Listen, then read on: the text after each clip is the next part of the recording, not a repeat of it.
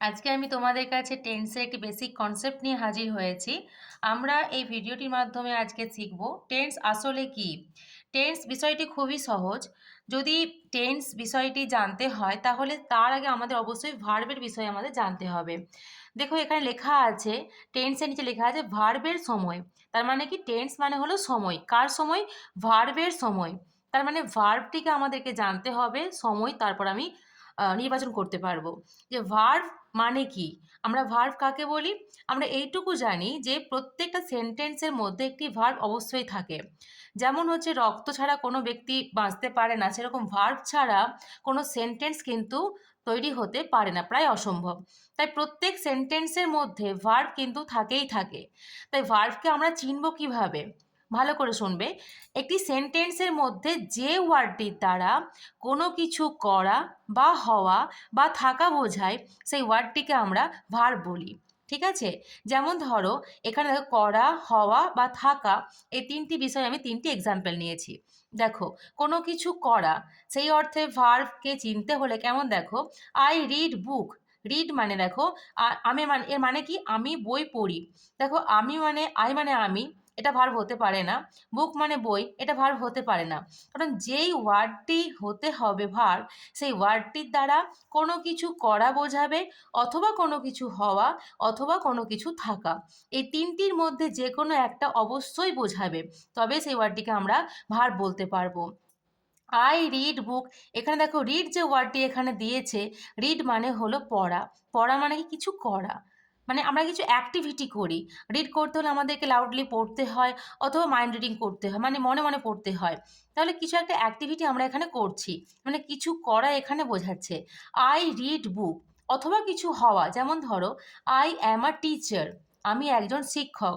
এখানে আই তো কিছু হওয়া বোঝাচ্ছে না, অ্যাম মানে হই, আমি একজন টিচার হই, মানে অ্যামটা এখানে হচ্ছে ভার্ব। আর এটা দেখো থাকা অর্থে, যেমন ধরো একটা এক্সাম্পল এখানে আমি নিয়েছি, আই হ্যাভ এ পেন। মানে মানে কি, আমার কাছে একটি পেন আছে। থাকা মানে কারো কাছে, কোনো ব্যক্তির কাছে, তোমার কাছে, আমার কাছে বা কোনো ব্যক্তির কাছে কোনো কিছু আছে, সেই অর্থে থাকা বোঝায়।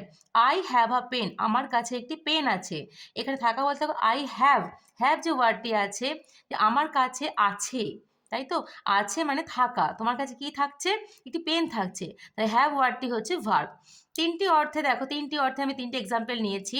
আই রিড বুক, কোনো কিছু করা বোঝাচ্ছে, মানে আমি বই পড়ি। দেখো এইখানে যে আমি যদি এই এক্সাম্পলটাকে যদি ভালো করে বোঝাই, আই রিড বুক মানে আমি বই পড়ি, ভালো করে খেয়াল করো, আমি বই পড়ি, এখানে সময়টা কি, মানে বর্তমানে পড়ি, এখন পড়ি বা বর্তমান সময়ে পড়ি। যদি পাস্টে মানে অতীতে হয়ে যাওয়া কোনো ঘটনাকে বোঝাতাম, তাহলে বলতাম আই রেড বুক, আমি বই পড়তাম। অথবা যদি কোনো ভবিষ্যৎ ঘটনাকে বোঝাতাম, তাহলে বলতাম আই শ্যাল রিড বুক, মানে আমি বই পড়বো। এখানে সময়টাকে ইন্ডিকেট করা হয়েছে। অর্থাৎ কিনা, যেই ভার্বটি তুমি ওখানে আইডেন্টিফাই করছো সেন্টেন্সের মধ্যে, সেই ভার্বটি কোন সময়ে ঘটছে, সেই অ্যাক্টিভিটি, ভার্বের যে অ্যাক্টিভিটি এখানে বোঝানো হয়েছে, কোন সময়ে সেই অ্যাক্টিভিটি ঘটছে, সেটাই হচ্ছে টেন্স, আর কিচ্ছু না। অর্থাৎ যদি এখানে তোমরা ভার্ব ভালো করে বুঝে যাও, তাহলে কিন্তু টেন্স খুব সহজেই বুঝতে পারবে। ভার্বের সময়, সেকেন্ড এক্সাম্পল দেখো, আই অ্যাম আ টিচার, আমি একজন শিক্ষক, তাই তো? আই অ্যাম আ টিচার, এখানে অ্যাম মানে আমি, এখানে যদি আমি ক্লিয়ারলি ইন্ডিকেট করি, অ্যাম মানে হই, তার মানে আমি একজন টিচার, আমি একজন শিক্ষক। যদি আমি এখানে, তার মানে কি, এখানে আমি বর্তমানকে বোঝাচ্ছি, আমি এখন একজন শিক্ষক।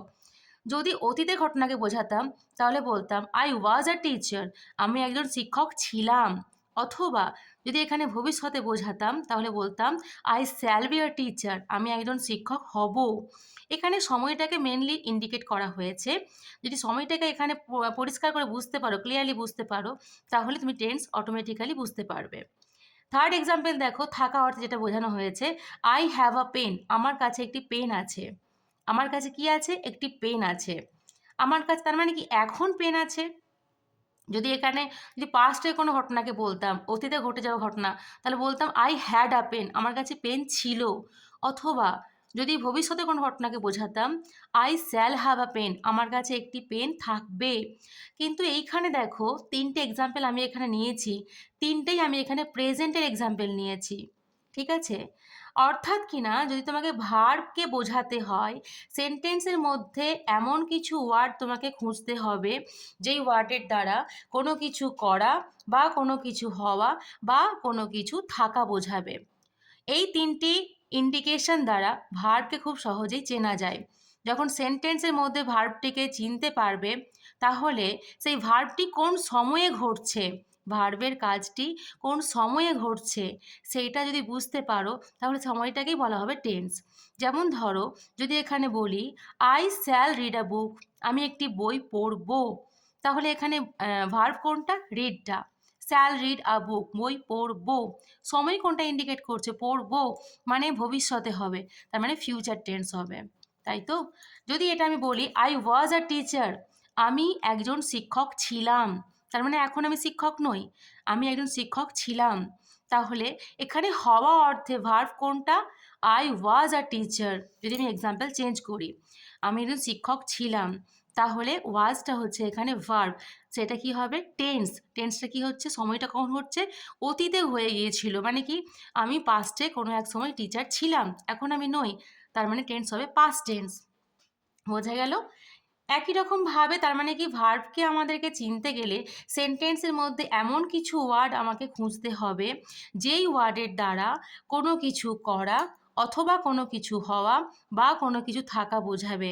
যেই ওয়ার্ডটির দ্বারা এই তিনটি ইন্ডিকেশনের মধ্যে কোনো একটা বোঝাবে সেই ওয়ার্ডটি হবে ভার্ব, এবং তারপর যখন ভার্ব তুমি চিনতে পারবে সেই ভার্বের কাজটি কোন সময়ে হচ্ছে সেই সময়টিকে বলা হয় টেন্স। অর্থাৎ সেই ভার্বের অ্যাক্টিভিটি বা মানে কি কোনো কিছু করা বা হওয়া বা থাকা, এই যে অ্যাক্টিভিটি ভার্বের তিনটের মধ্যে যে কোনো একটা হবে, সেইটা কোন সময়ে সংগঠিত হচ্ছে সেই সময়টাকেই বলা হবে টেন্স। যদি এখন হয়ে থাকে তাহলে সেটাকে বলবো প্রেজেন্ট টেন্স, যদি অতীতে হয়ে ঘটে গিয়ে থাকে সেটাকে বলবো পাস্ট টেন্স, যদি ভবিষ্যতে হওয়ার কোনো সম্ভাবনা থাকে বা ভবিষ্যতে হবে এমন কিছু বোঝায় সেটাকে বলবো ফিউচার টেন্স।